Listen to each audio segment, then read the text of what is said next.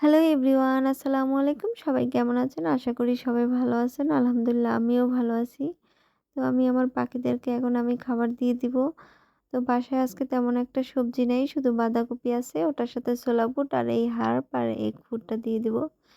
১ম এ যেটা দেখাইছি ওটা হচ্ছে সদা ব্র্যান্ডের একটা সা এগ ফুড আর এটা হচ্ছে আরএস কোম্পানির একটা হার্ব। এই হার্বটা অনেক উপকারী। এটা চাইলে আপনারা বাসায়ও বানাতে পারেন। কিন্তু দেখা গেল সবসময় হাতের কাছে সবকিছু পাওয়া যায় না। হ্যাঁ? এইজন্য আমি অনেক ব্যস্ত থাকি কাজ নিয়ে ইদানিং। এইজন্য আমি এই হার্বটা রেডিমেড কিনে নিয়ে আসছি একটা আপুর পেজ থেকে।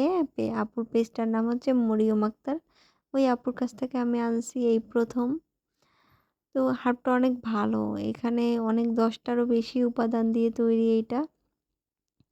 তো এই হার্বটা ২ ভাবেই দেয়া যায়। এরকম খাবারের সাথে আ মিক্স করেও দেয়া যায়। আবার ১ লিটার পানি, কুসুম গরম পানির সাথে ১ চা চামচ হার্ব মিক্স করে আপনি লেবুর রস অথবা মধু দিয়েও ওদেরকে দিতে পারবেন। তাহলেও হবে। তো আমি ওভাবে দেই না, আমি এভাবেও দেই। আর যেহেতু শীত চলে আসছে, এখন তো পাখির একটু বেশি, বেশি যত্ন নিতেই হবে। আর আমার পাখিগুলো তো মাশাআল্লাহ ভালোই অ্যাক্টিভ আছে এখন পর্যন্ত। তো আমি ইদানিং একটু ওদেরকে বাইরে বের করে রোদে দেই। প্রত্যেকদিনই দেওয়ার চেষ্টা করি। আসলে আমার রুমে ভিতরে থাকে তো, যখন ওরা রুমে থাকে তখন একদম চুপচাপ থাকে। যদি বাহিরে বের করে দেই ওরা অনেকটা অ্যাক্টিভ হয়ে যায়। তাই শীতের সময় আমি ওদেরকে একটু রোদে দেই। প্রত্যেকদিনই দেয়ার চেষ্টা করি সকালবেলা। সকাল ৮টা থেকে দুপুর ১১টা পর্যন্ত আমি ওদেরকে রোদে রাখি। রোদে একদম কড়া রোদে রাখি না, একটু ছায়া দিয়ে রাখি। আপনারা দেখতেই পাচ্ছেন ওই যে আমি আমার পিকুর খাঁচার উপরে একটা ওড়না দিয়ে রাখছি। যাতে খাঁচার ভিতরে ছাওয়াও থাকে, রোদও থাকে। ওরা বিরক্ত না হয়। তো আমি ওদেরকে খাবার দেওয়া শেষ করলাম। খাবার দিতে, দিতে যখন আমি ওদেরকে ভিডিও করতেছিলাম তখন আমার বাসার যে ওই যে গেটটা আছে ওইটা কে যেন টাকাচ্ছে। তো আমি আপনাদেরকে একটা জিনিস দেখাচ্ছি, দেখেন। ওই যে ফাঁকা দিয়ে কি কিছু দেখতে পাচ্ছেন? আসলে এখন র‍্যাঙ্গো মশাই এসেছে। তো এটা হচ্ছে আমাদের পোষা কুকুর। উনি শুধু খাবারের টাইমেই আমাদের বাসায় আসে।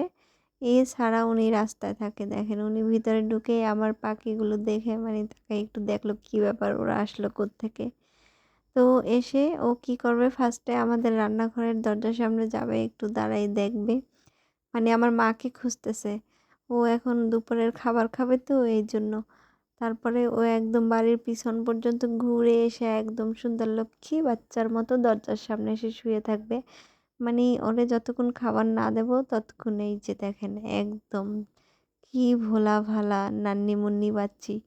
যাই হোক, এখন এইভাবে একদম ভদ্র হয়ে শুয়ে থাকবে যতক্ষণে আমার মা খাবার না দেবে অতক্ষণ এরকম শুয়ে থাকবে। যেই খাবারটা দিবে আর তার খাওয়া-দাওয়া শেষ করে সে একদম ভেগে যাবে। সে একদম আবার রাতে খাওয়ার জন্য চলে আসবে। তো আজকের ভিডিওটা এই পর্যন্তই। কেমন লাগলো সবাই জানাবেন। আশা করি আমাকে সবাই সাপোর্ট করবেন। আমার ইউটিউব চ্যানেলটিকে সাবস্ক্রাইব করে দিবেন আর ফেসবুক পেজটিকে ফলো করে দিবেন। আজকের ভিডিওটা এই পর্যন্তই। আল্লাহ হাফেজ।